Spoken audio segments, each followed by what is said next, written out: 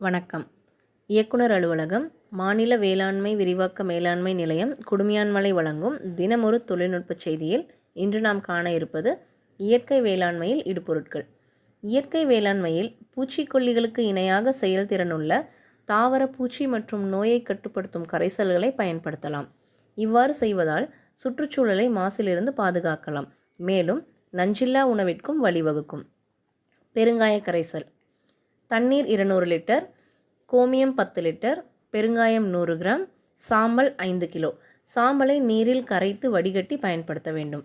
மேலே கூறப்பட்டுள்ள நான்கையும் ஒன்றாக கலந்து நிழல் பாங்கான இடத்தில் வைத்து 48 மணி நேரம் கழித்து பயிர்களுக்கு தெளிக்கும் போது சிறந்த பூச்சி விரட்டியாக செயல்படுகிறது.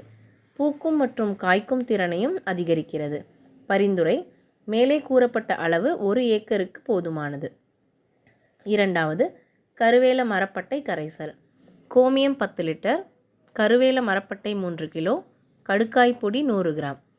10 லிட்டர் கோமியத்துடன் 3 கிலோ சிறியதாக நறுக்கப்பட்ட கருவேல மரப்பட்டையை ஊற வைத்து அதனுடன் கடுக்காய் பொடி சேர்த்து 7 நாட்கள் ஊற வைத்த பின் வடிநீரை பயன்படுத்தும் பொழுது பயிர்களுக்கு சிறந்த பூச்சி விரட்டியாக செயல்படுகிறது.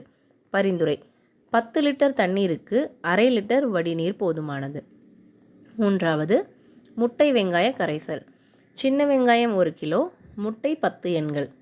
தோலுரித்த சின்ன வெங்காயத்தை ஓர் இரவு முழுவதும் தண்ணீரில் ஊற வைத்து அதனை இடித்து சாறு எடுத்து அதனுடன் 10 முட்டைகளை உடைத்து தனியாக பிரித்த வெள்ளை கருவுடன் கலக்க வேண்டும்.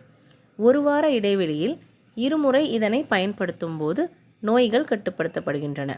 பரிந்துரை: 10 லிட்டர் தண்ணீருக்கு 50 மில்லி கலக்கவும். மேலே கூறப்பட்ட அனைத்து கரைசல்களை தயாரிக்க மண் அல்லது பிளாஸ்டிக்கால் ஆன பாத்திரங்களை பயன்படுத்தவும்.